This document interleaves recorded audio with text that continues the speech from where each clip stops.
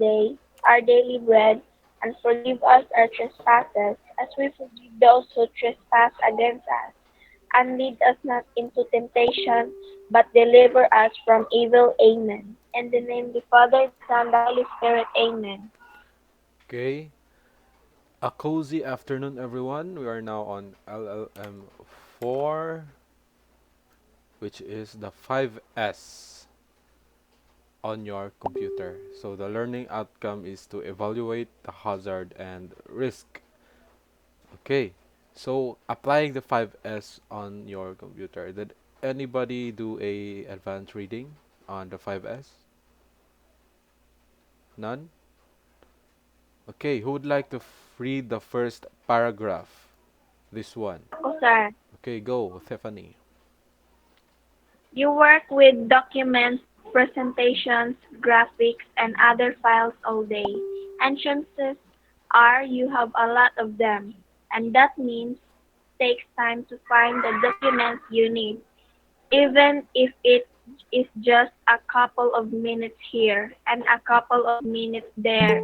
It all adds up. Okay, so you work with documents. Documents, what are documents? Does anybody know what documents are on the computer? What they look like? Okay, Mura na jag ko kanang nasa merge file. okay, so file. So these are examples of a document.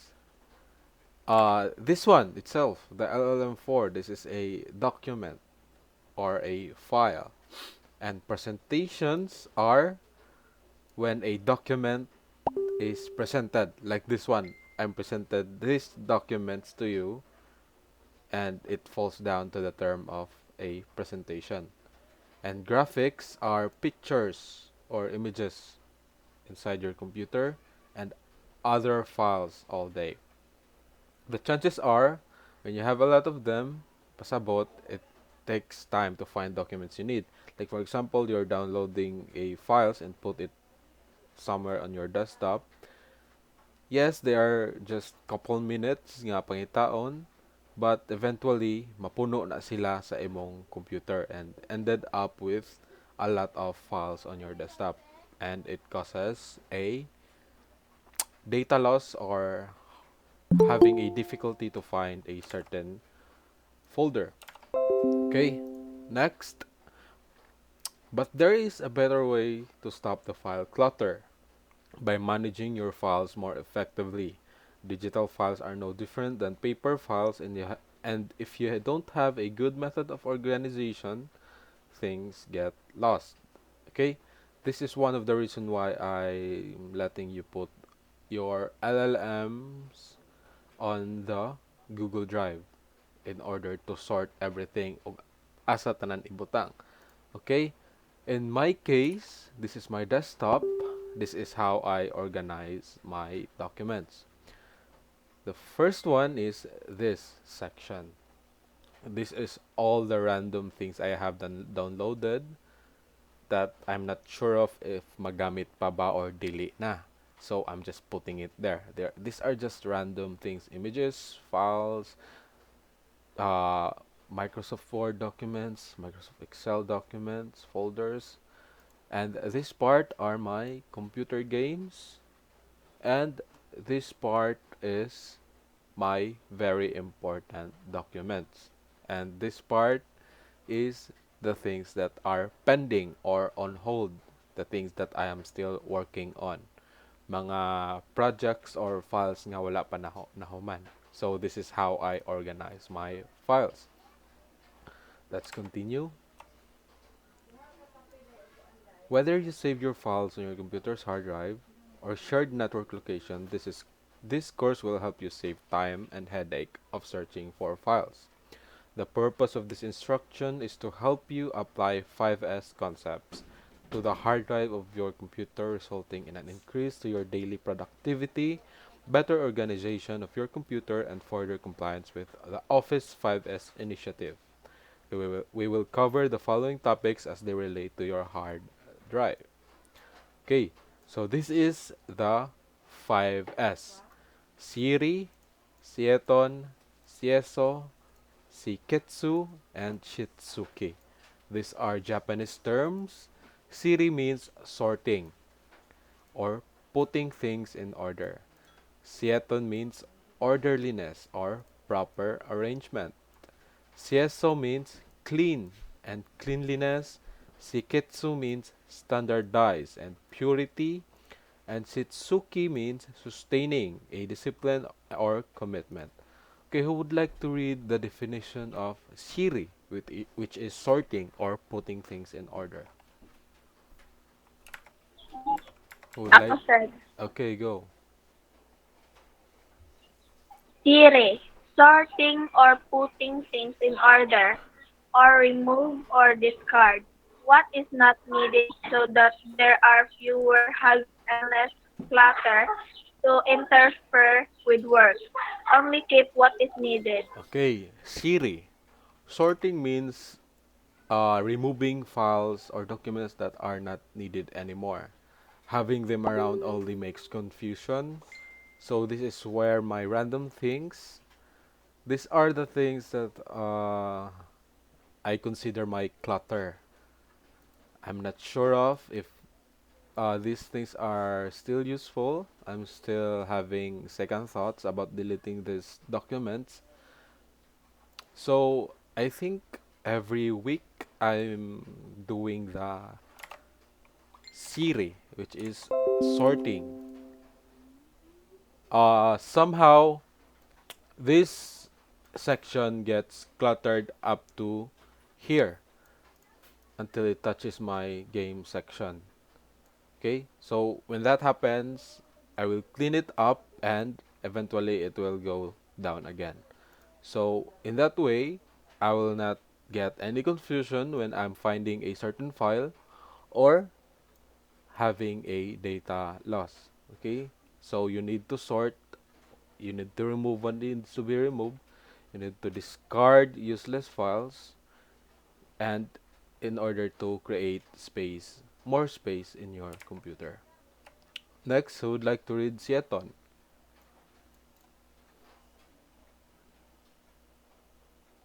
Anyone? Ako, sir. Okay, go. Orderliness or proper arrangement. Place things in such a way that they can be easily reached whenever they are needed. There must be a place for everything, and everything must be in its place. Okay, thank you. There must be a place for everything, and everything must be in its place. So this is how I do it. This is my place for the random things that I have. This is my games. These are my important files, and these are the section for my projects that I've been working still. So this is orderliness. Okay? Whenever I want to reach for something that I want, like for example, I want to find my class record, I mean class schedule, I know where to find them, which is in the section of important files. Whenever I want to play a game, I know where to find them because I put them together on the game section. Okay? So easy access, can be seen directly, and you know where to find them. Okay? That's orderliness or proper management. Number three, Sieso, who can read? Ako, Chair. Okay, go. Sieso. Clean or cleanliness. Keep workplace and things clean and polished, no trash or dirt in the workplace. Okay, so as you can see, this 5S can doesn't mean that it can be only applied to the computer. It can also be applied in your household. Like for example, you have a toys and they're just lying around on the floor. They can be considered as a hazard. Imagine stepping on a Lego. Sakit na siya kayo sa tiil or any object. So, you need to clean. In our case, in our computer subject, we also need to clean. Because, as I said earlier, having useless files lying around on your desktop makes it makes your space a lot more tight and it slows your computer down. So you have to delete or discard these files because it creates confusion. And if you want to find a certain file, like your LAS, your activity, it's like finding a needle on a haystack. Okay, so you need to clean. Okay, next, who would like to read Siketsu? May Okay, go. Sketsu standardize purity, maintain cleanliness after cleaning consistently perpetual cleaning. Such cleaning is part of everyone's work. Okay, Siketsu or standardize, like in my case, I clean every week. Okay, eventually my desktop adds up, mapuno na siya sa mga clutter. So, every week, akong hinduan para dili ko malibog ug asay mga importante ug asay dili. Okay? So that's how Shikitsu standardize. Next is Shitsuki or sustaining. Who would like to read? Ako, sir. Okay, go. Wait, sir, ha? Shitsuki, sir, no? Ah, Sustaining or discipline or commitment, maintain standards and keep the facility in safe and efficient order day after day, year after year. okay. To maintain a standard and keep the facility in safe and efficient order. So we're talking about the facility here, but we're talking about the computer.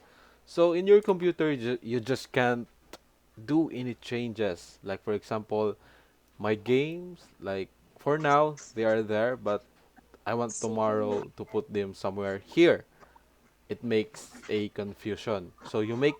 You would so it is important that you will make a standard on where to put everything. Like this right now, you need to make this a standard, like for a long term. Okay? Because changing the sections of this desktop will make a lot of confusion. Okay?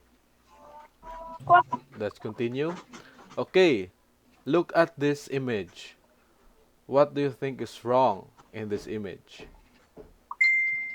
Na-apply ba ang 5S or wala? Wala. Anybody? Wala. Wala. Which 5S ang wala na-apply?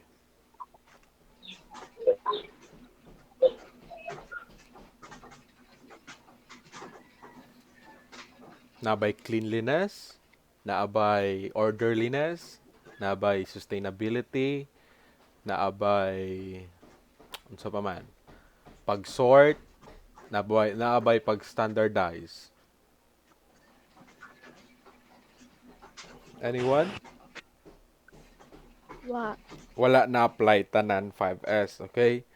You may have seen even worse. Keeping your desktop so cluttered like this creates many problems such as a difficulty to find what you're looking for. So imagine having this a lot of programs and files and folders together in one space makes it harder for you to find a certain file. Okay? Because you're not putting an organizational folders for what you're looking for. Like for example, I want to watch a Harry Potter movie. Now, in my case, on my documents, I know where to find them. It is under the videos and movies folder, and I can find the Harry Potter movie. So, this one. Okay? So, I can easily find it because I know where I put it. Okay? So, next is files, folders, and application shortcuts are grouped together without any logical separation. So, ang mga program shortcuts nagsagol ra sa mga documents. Walay sakto nga separation. Next is you don't know immediately where to place new files. Like for example, you want to save a music. You don't have a music folder, so magduha-duha ka og asa dapit nimo i-save. So mas nindot jud og maghimo kag music folder daan for all the music that you have saved para makahibaw ka dayon og asa nimo i-save ang imong downloaded music files. Okay? Okay, When sir. when the desktop gets full, you waste time cleaning temporary downloaded files. So, ug mapuno na, time consuming na siya og pangita og asay importante og unsay dili. So it's important to make folders og unsay mga importante or dili para makahibaw ka dayon og asay importante og dili and dali ra nimo siya ma-remove. If you are migrating to a different computer or keeping multiple computers synchronized, the desktop folder is often missed. In my case, I'm putting almost everything on the desktop. It depends on user comfortability. In my case, I'm comfortable putting almost all files that are important on my desktop because it can be easily seen when I open my computer. Okay? But that's just me. I don't know about you. Okay? So next, how can you make sure that the above problems will be not encountered? Unsa may buhato nato para dili maingani ang atong desktop or computer? Anyone? I-clean. A? Sorting. Arranging. No. So I-apply ang Yes, I've arranging PS. and sorting. I've heard clean, arrange, sorting, and i-apply ang 5S. All of you are correct. So, pretty much everything needs to be applied. The 5S. Okay? Thank you. Next is consider setting up your files in the tree structure format. Okay, so this is how a tree structure format. Like for example, in the movies that I have just located, the Harry Potter, in the videos, in the videos folder, I have movies. Okay, so from videos folder is another related folders. This is like the video is like their mother, and this is their son or daughters. And under the movies is her grandchildren. And under the another folder is his grandchildren. Okay, that's why they call it a tree. Now let me explain you why they call it a tree. So so this is why they call it a tree. When you type a tree on the command prompt, this happens. I just type in tree and enter. From C, this is the local disk C. This is C. It forms like a root or having a leaves and so on and so forth, and it forms a structure like a tree. Am I making sense? Yes. Okay, thank you. In a tree, records are stored in location called leaves. This name derives from the fact that records always exist at endpoints. There is nothing beyond them. Okay, let me just open that again. Tree. When I said child to grandchild, these are also termed as leaves. From the videos, its leaves are Apex Legends, Captures, Desktop, Dota 2, Movies, Players Unknown Battlegrounds, and more. And in the movies, there's another leaves to another leaf, okay? The term children I used is the same as the leaves, okay? Like this one. C, its leaf is Atom, and Atom's leaves are APM, Blob Store, Compile Cache, okay, and so on and so forth. Am I making sense? Yes. Okay, thank you. Yes.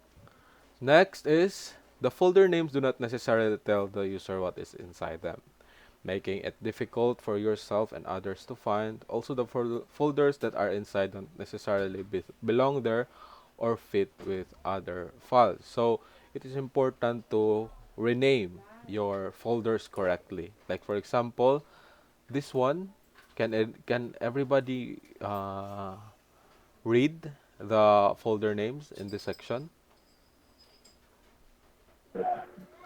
Di man ko kaklaro, sir. Okay, di Di man maklaro. maklaro siya. View Center. large icons. Okay. So, view medium. How about now? Maklaro na. Di gihapon. Dili O gihapon. klaro Lord, Okay, so I've named this folder clearance, and inside it is documents that are related to clearance. Now, what happens when I'm not naming this folder properly? Like, I'm just naming this new folder. It creates a confusion and having a difficulty to find a certain file. Okay? So it is important to name your folders correctly. Next is to sort. Your desktop is the first thing you see when you start your computer. This should be the most organized part of your electronic workspace. But what if your desktop looks like this? What will be the impression of your classmates? So, maon ni ingani. So, maglibog jud ka og asa dapit og unsay pangitaon nimo og nakikinahanglanon. Okay? The desktop offers many features that can make using your computer easier. You can easily start programs or application, copy and move files from one place to another, and drag and drop files. Okay, create 5 folders in my documents called. Can anybody read the inbox? ako, sir. Okay, go. Put unprocessed items that don't have a place yet in here. This may be items like software installers you've downloaded, files sent to you from colleges, and random text clippings. Okay, inbox. In my case, I don't have a inbox folder in my documents. As you can see, documents, I don't have an inbox folder. Rather, I have this section on my desktop which is composed of, or I consider, a random downloaded files from my colleagues or from work that I'm uh, just putting there randomly. Okay? This is my inbox. Okay? Makita ninyo? Yes, sir. Yes, Okay. yes, sir. Next is action items. Can anyone read? Ako, sir. Yes, Okay, go. The girl. Put items requiring an action that takes more than 2 minutes in here. These may be items such as forms to fill out, large applications to install and set up, and files to upload. Okay, action items. These are in my case, wala ko'y action items nga folder, but I have this section of pending files that needed to be submitted in a certain deadline. So dali ra nako makita ang mga trabaho nga wala pa nako nahuman naara sa bottom right sa akong desktop. So this is my action item. So it only depends to the user comfortability. You don't really necessarily have to follow what is in the in here. It depends on how comfortable you are. This one is just a guide on how to make your desktop more organized. Okay, on hold, who would like to read? oh, sir. Okay, go. Put items you aren't yet ready to do or complete in here. These may be articles you're thinking of reading, sketches for potential projects, and information about classes you're thinking about taking. Okay, on hold means nga you are pausing, pause.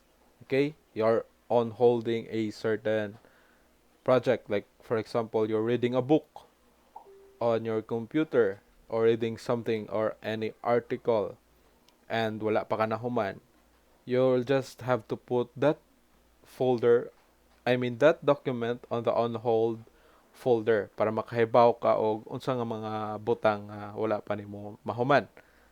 Okay? So in my case, I don't have a on hold folder, but I have this section right here. Same goes to here. These are the things that I haven't done yet. Okay? My action folder and hold on hold folder, I mean my action folder and on hold folder is combined into one section here. Okay? Because I'm comfortable that way. Okay? Next is current projects. Who would like to read? Oh, sir. Okay, Ako, go. sir. Put Ah, files Put related. wait. Kay duhaman mo nagsulti. Kinsa to? Ako, Si sir. Kate Jillian na naman, sir. Okay, Kapila naman ko. sige. Kate Jillian. Put files related to active projects in here. This folder contains files you're currently working on as well as different files for a project. Each project gets own unique folder. Okay, current projects. Same goes here. This is my current project. So, the three folders that we have discussed falls into one place in my case. Okay? On hold, action, current action folder, and the current projects. Okay? Next is archive. Who would like to read? Me. Okay, go. Put complete projects, general reference items, and anything else you might want to look at again in here. Okay, archive. I don't have an archive folder on my um documents, but archive is for putting completed projects, like for example books, ebooks that you have already done reading, and tanan nimong na kumpleto na nga mga projects imurang ibutang diha tanan. Para in the near future ug mangita ka og balik atong mga nakumpleto na nimo, you can find it on the archive. Okay? Questions? None. Okay, thank you.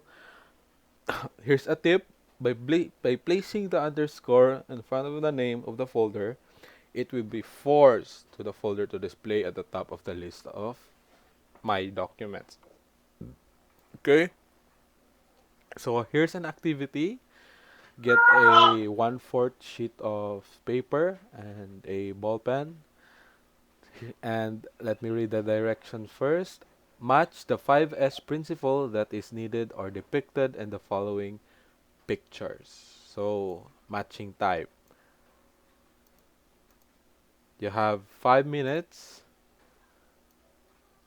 and you can start now.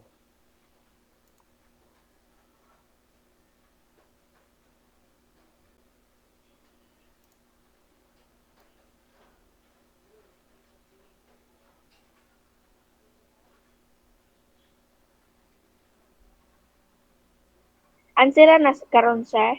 Yes, you have 5 minutes to answer this one. Okay, sir. Nawa malagi ko kalit. Okay. Don't worry, this discussion is recorded and will be uploaded to YouTube after the discussion. Okay, you can answer now, and if you're done, uh, chat or Not yet, sir. if you're done, chat or enter done on the Google Meet chat box.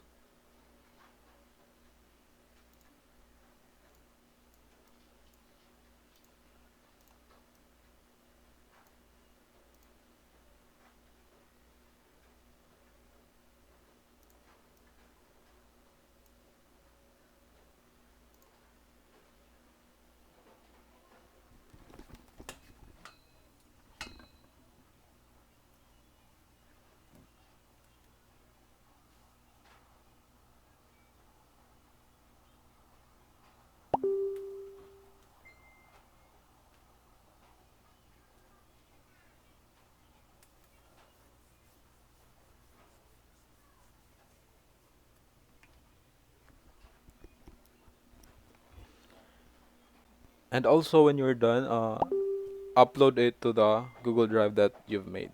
Okay? Okay, sir.